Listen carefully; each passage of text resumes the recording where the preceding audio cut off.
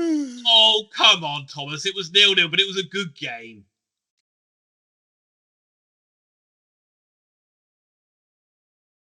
Ladies and gentlemen, welcome back to the Oxford United review show. Today, we talk about Oxford United doing battle with Peterborough United. Ian, it's time for pre-match news. Yes, so Oxford United forced into making changes in this game. There's been injuries to James Henry, who's been ruled out till Easter, which is a month away. And that, unfortunately, with this schedule, is like 8 games. So that's a big loss. Sam Winnell, injured again, rolled his ankle, has no luck with injuries, that guy. He's going to be out for a couple of weeks, I imagine. Hopefully not any longer than that. But Oxford, they played like 4-1. They played like 4-3-3, and I'm surprised they didn't play the 4-2-3-1 that they played at the weekend. But Brannigan and Lee were in the centre of midfield, Sykes on the left, Barker on the right, and Taylor up front. It's a decent lineup against a really strong Peterborough United side who are in amazing form, and probably the only player I would say that isn't in that starting lineup that I would say should be is maybe Taylor, who might have just been rested for this game. But when every time you look at those likes of Sammy Smodics and Dembele, and then you see Johnson Clark-Harris has 21 goals, it frightens the life out of any side. So it's going to be a tough game. Oxford need to put in a good performance, and let's hope for a good game. Ian, the match has ended. It was scintillating. It was exciting. It had everything except goals. It ended 0-0. Yeah. Tell us about the first half. It was a really, really good game of football. Didn't deserve to end 0-0. It definitely deserved goals. If anybody watched it, they would have enjoyed it.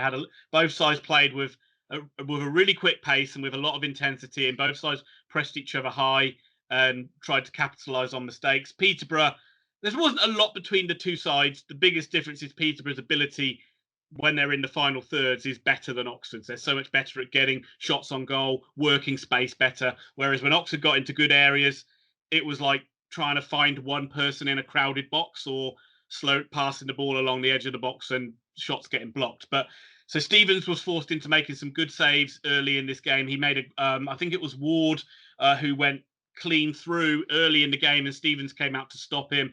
It was a couple of long range efforts, and there was a really good bicycle kick from a corner from Clark-Harris where Stevens had to smartly save. But if either side would have gone in leading at the break, it probably would have been unfair because it was a very tight game and a very, very, as I say, a very enjoyable game to watch. And this is certainly a lot better performance than what we've seen from Oxford recently. I don't need to ask you what happened in the second half because we know no goals were scored. But were there any close shaves? Who looked more likely to score in the second half? Yeah, probably Peterborough. They probably did, but not like it's not like they ran away with the game or anything like that. There were sides where Oxford were on top of them, and there were sides where they probably had the legs a bit later on in the game as well. But I didn't mention one thing I forgot to mention from the first half was, unfortunately, Elliot Lee looked like he'd rolled his knee and had to go off injured.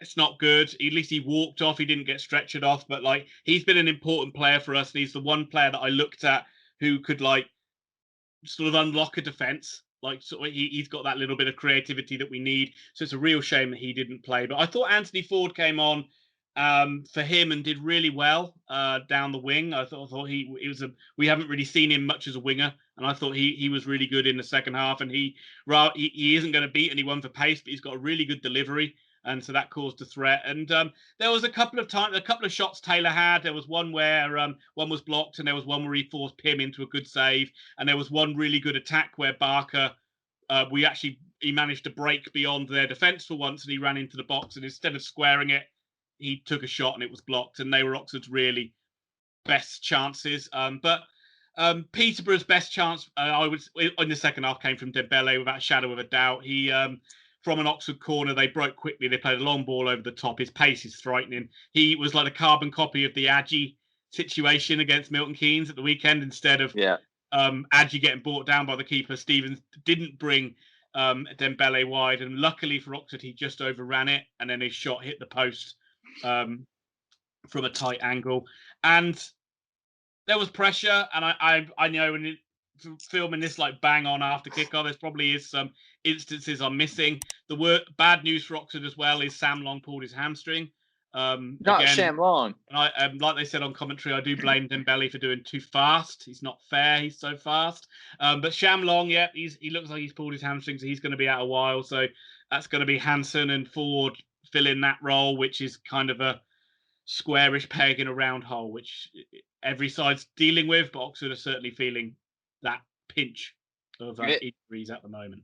It certainly feels like in the matter of a week, Oxford have gone from a fully fit side, which was doing a really good job of rotation, to, oh shit, we're down to bare bones. Like in a week, it's that. I mean, it's that time of the year, isn't it? But still, it's that time of the year, and also the schedule is relentless, and it's relentless to every club. So I mean, it's like a month's worth of football is 8 games, as I said, which is crazy, and it's going to be a real test for every squad, and Oxford are not different in that, to try and keep the players fit, keep the players fresh, and to keep the performances levels high. But in terms of performance level and effort in this game, I cannot fault any of the Oxford players. They were excellent from 1 to 11 today. They really put a shift in and worked extremely hard against a darn good Peterborough side, who also played well as well.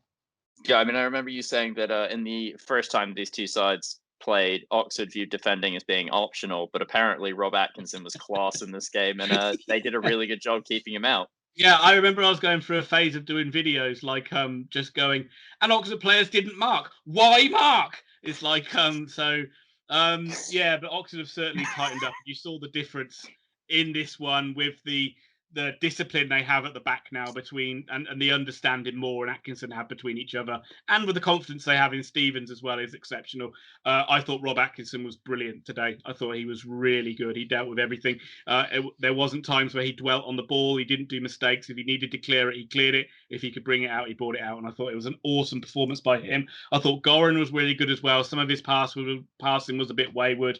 Barker probably was the most disappointing, I would say, because he was the one player we wanted to look at to really try and hurt them with pace, and he was a little too lightweight for this game for me. So he was the one player that was disappointing, but not so disappointing where I thought he had a bad game by any stretch. So, Ian, they've stopped the rot. It's 2 straight draws, thank God, because this club was falling apart. I mean, Shut up! Stop the rot. Lost one game. We'll end this how we always end this. Ian, how are you feeling about the chances of promotion and the rest of the season for the United? About as well as I was at the weekend. They're still in the mix. This was a really tough game, as toughest game as we've had for a while. Top of the league. They're the best team in the league. The weird thing about this one is when we played against Pompey, it was a difficult game, but it was like it was like both sides. It was very stalemate and very turgid. This was like a really exciting game. Both sides were just almost like you'd enjoy watching Oxford play Peterborough most weeks if that was the level of like entertainment they put inside. So, yeah, pretty good. If we can keep that intensity level up for the remaining games, it will be in good shape. Bit worried about the injuries, but we'll have to see how bad everyone is. And I think Charlton got a win today, so that's going to be another tricky game at the weekend, but should be a good one, I think. Yeah, so Charlton have got 2 games in hand over Oxford, but they're only a point clear. It's going to be a big game for them. Oxford now 6 points off the playoff places. All that's left for me to do is to thank all of you for watching and say that we need you. Send in your Oxford United predictions for the Charlton match. If you get them to us by about 5 on Thursday, you will be featured on the channel. Additionally, thank you to our Patreon subscribers. We love you all, especially Matt Uranka, PJ Simpson, Matthew Bowden, and Robert Pessimistic Allen. Thank you guys so much. Please check out our Patreon, check out our social media tabs, and check us out. 2:45, we will do a live stream coverage of Oxford United versus Charlton Athletic on Saturday. In the meantime, stay safe and much love from the VBO boys.